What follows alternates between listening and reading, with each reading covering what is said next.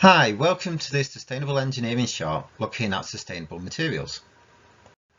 Today we're going to have a chat about what sustainable materials are, and then we're going to cover a number of different types, looking at straw bale, carbon adobe, timber frame, hemp and natural insulations, and then lime and limecrete to see how these affect different buildings.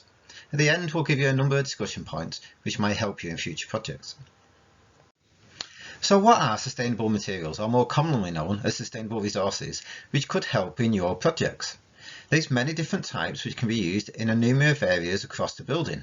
Here we're going to look at those three specific areas: roofing, walls and insulation. As you can see, in each area we've listed non-conventional and conventional products. Areas in roofing such as rammed earth, green roofs and thatched are all designed to use local materials found near the site. Rammed earth can be used in walls, foundations, roofing in formed such as tiles or brick, or as a solid mass product. Non-conventional products are really sustainable because they reduce the amount of transport and CO2 produced in their creation. Conventional products, such as asphalt, tar and metal sheeting, are widely used as cladding in walls and roof structures. These can be recycled from existing products or recycled using local materials to be able to integrate them into your project. Walls can be made from a number of different types of product. Here we've shown a number of non-conventional ones such as bamboo, reinforced mortars and recycled plastics. These are all materials which are widely available in different parts of the world. Bamboo mainly in Asia, reinforced mortars across the world, and recycled plastics are mainly available in the Western Hemisphere. But also conventional products such as wood, steel and concrete can all be used in a recycled form, or wood as a primary one. These can be used as the structural member of your building as well as the cladding elements, and can be combined in a different way to the maximum effect for your buildings. Insulations can also come from a number of different areas, such as straw bale, which we'll talk about more in a second, adobe, which can be used as a structural element, but in a wide variety can be used as insulation, recycled cotton or materials, such as clothing. Conventional methods, such as fiberglass and polythene foam, though you would think these would be non-sustainable products, but due to their low carbon footprint and the use of recycled materials within them, they can become very efficient. So let's look at one form of construction widely known as straw bale. Straw bale has been around for hundreds of years in one form or another.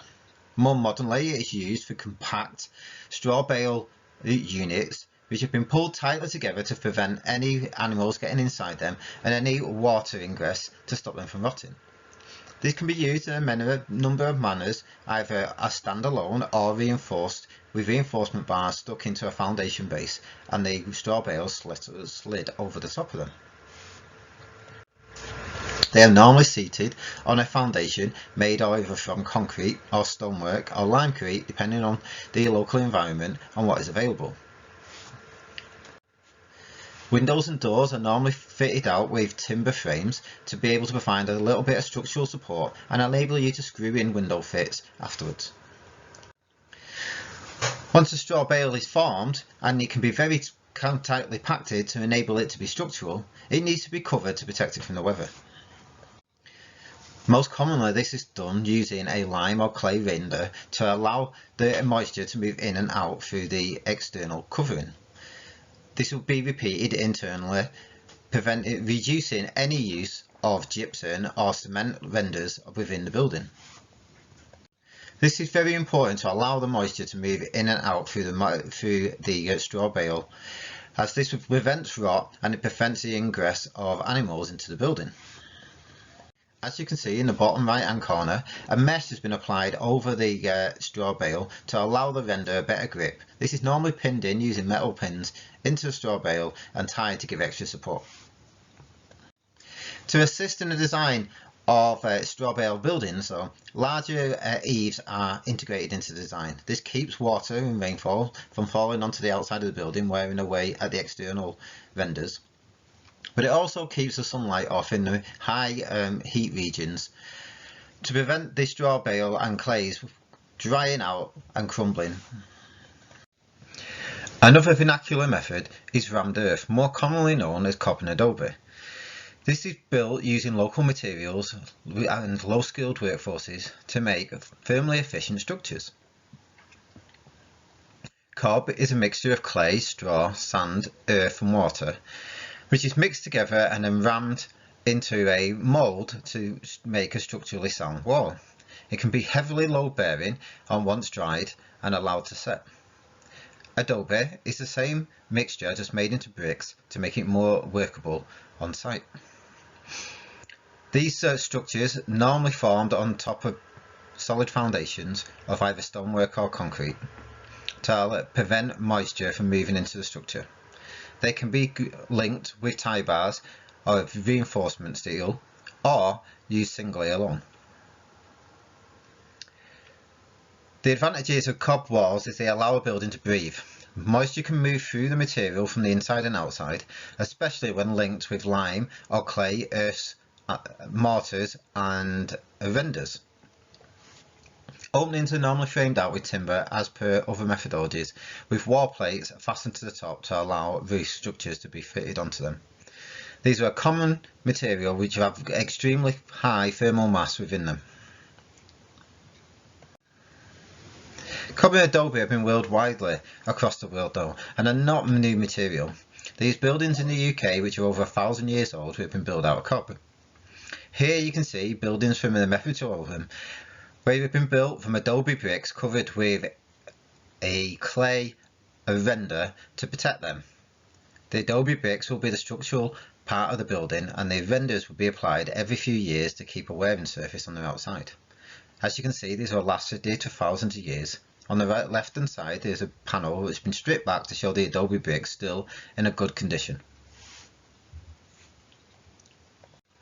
Timber frame construction is another sustainable methodology, be this in its old original form of using timber and oak frames to support buildings, to more modern SIP and modular paneling systems which can be built off-site and brought in and assembled quickly. They can be constructed by low-skilled workforces, especially when in a paneler system. They can be quick to construct, and many of the parts are reusable and easy to repair. When looking at insulations, there's a number of recyclable and sustainable materials which can be used to insulate a property. There's hemp and sheep wool, which can be used in their original form or processed into a more batt or panel system, which can be put into buildings and have a high thermal efficiency rating. Recycled paper can be pulverized and regenerated to become a thick, thermally efficient insulator, but also wood fibres.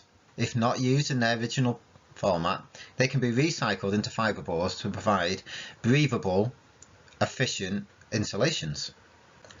Seaweed is also quite commonly used in the Northern Hemisphere, and once dried out is put into bags and fitted to the outside of buildings to provide a thermally efficient layer. But also, newer products such as recycled clothing are used within buildings to provide insulation. All these materials are breathable, allow moisture and air to pass through them to an extent, allowing them to be thermally efficient, but also allow the structure to breathe.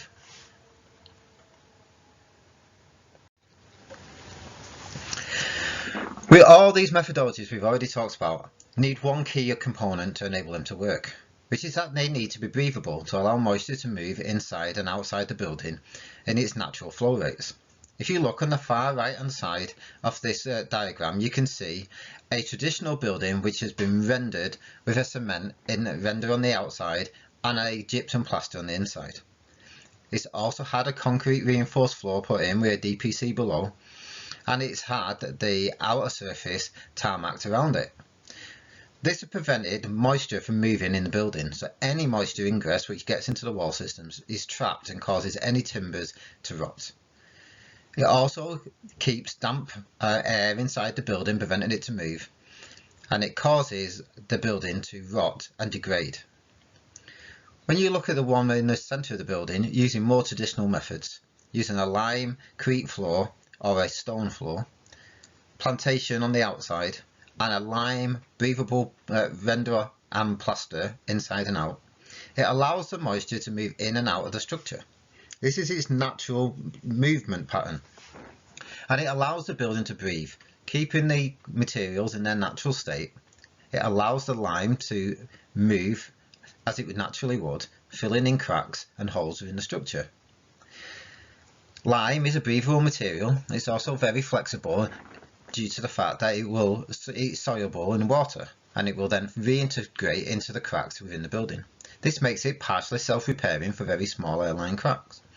It's also a very clean material and is widely used across the world within medical facilities as microbes struggle to grow within it. As you can see in the far left hand side is the lime cycle. As lime is burnt to make it more hydrate, it releases a lot of CO2. But as it's added to moisture and placed back into the building, it recarbonates, absorbing most of its CO2 back into the mix, making it a very sustainable product. So that was a brief introduction to sustainable materials. What we would hope you would discuss within your teams and groups is how you can use some of these materials in your projects. Also, how you can use recyclable materials close to your sites within the project you're working at in buildings that are no longer of use. Anyway, we hope you look forward to our next presentation.